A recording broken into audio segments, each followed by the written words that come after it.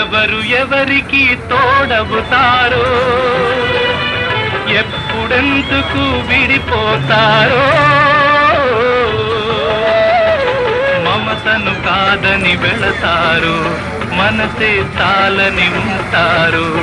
ఎవ్వరి పయనం ఎందాకో అడగదు ఎవ్వరిని, బదులే దొరకదని. అడగదు ఎవ్వరిని, బదులే దొరకదని. కడుపు తీపికి రుజువేముంది, అంతకు మించిన నిజమేముంది. కాయే చెట్టుకు బరువైతే చెట్టును భూమి మోస్తుందా? ఇప్పుడు తప్పును తెలుసుకొని